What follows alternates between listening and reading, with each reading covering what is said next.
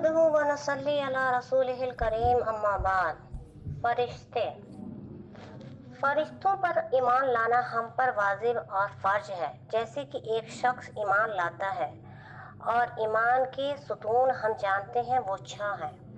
اس ایمان کے ستون میں سب سے پہلا ہے آمنت باللہ، ایمان لائے وہ شخص اللہ پر، و ملائکتہ، اس کے فرشتوں پر، و کتبہ، اس کے کتابوں پر، و رسلہ، اس کے رسولوں پر، والیوم الآخر، آخرت کے دن پر، والقدر خیرہ و شرہ، تقدیر پر کہ اس کا اچھا یا برا ہونا اللہ کی طرف سے ہے۔ تو یہ 6 چیزیں ایسی ہیں جس پر ایمان لانا ہر مسلمان کے لیے واجب ہے، اس کو ایمان کہا جاتا ہے۔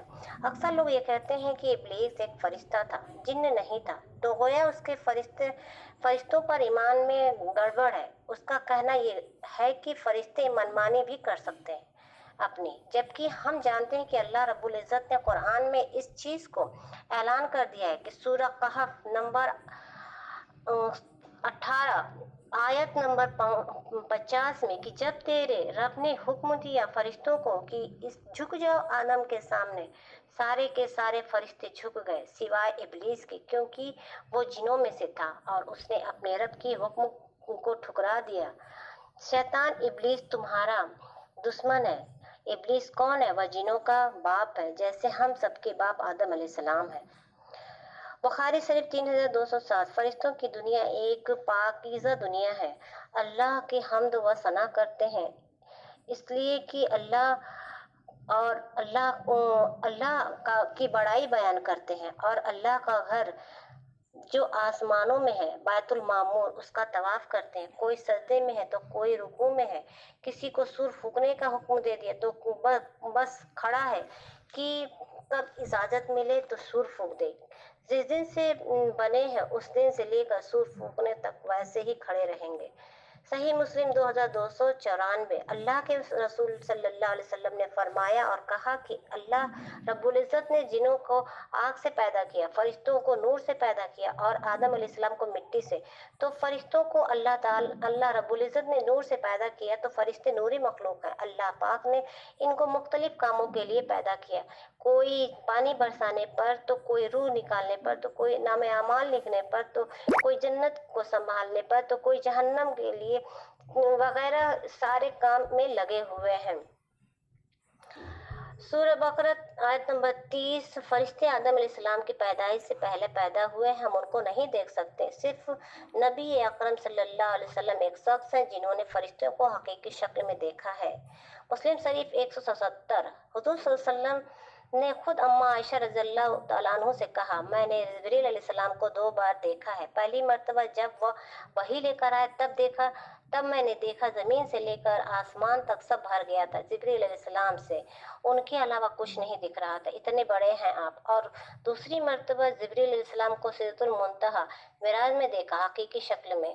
جبریل علیہ السلام کے 600 پر تھے، وہ پروں میں سے میں نے دیکھا تو ہیرے اور موتی جھڑ رہے تھے، تو بڑے خوبصورت ہوتے ہیں۔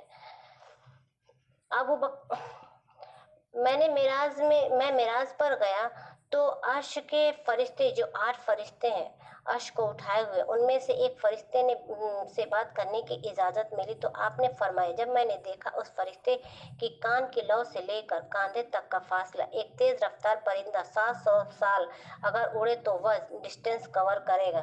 دنیا کے اعتبار سے ایک کندھے سے دوسرے کندھے تک کی دوری 588,67,20,000 کلومیٹر ہے، اور ہم سب جانتے ہیں کہ شولڈر کے مقابلے میں جسم 6 گنا اور بڑا ہوتا ہے۔ کتنے بڑے ہیں یہ، سبحان اللہ! اور اگر دنیا میں سے سورج کا موازنہ کیا جائے تو 150 کروڑ کلومیٹر ہے، اور دنیا کی سب سے اونچی عمارت صرف 800 میٹر ہے، تو سوچیے کہ کتنے بڑے ہوتے ہیں یہ فرشتے۔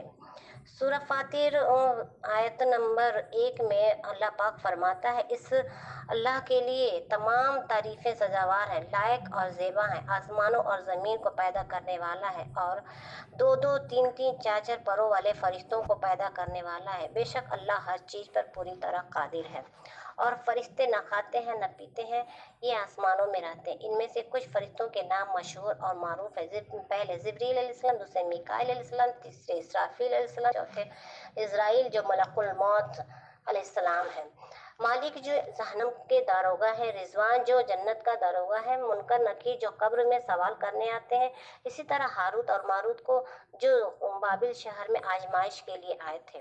سورہ قصص آیت نمبر 88، پہلے سور پھونکنے کے بعد یہ بھی ختم ہو جائیں گے، اور اللہ کے ساتھ کسی دوسرے معبود کو مت پکارو، اس کے سوا کوئی معبود نہیں، ہر چیز ہلاک ہونے والی ہے مگر اس کا چہرہ اسی کے لیے حکم ہے اور اسی کی طرف تم لوٹائے جاؤ گے۔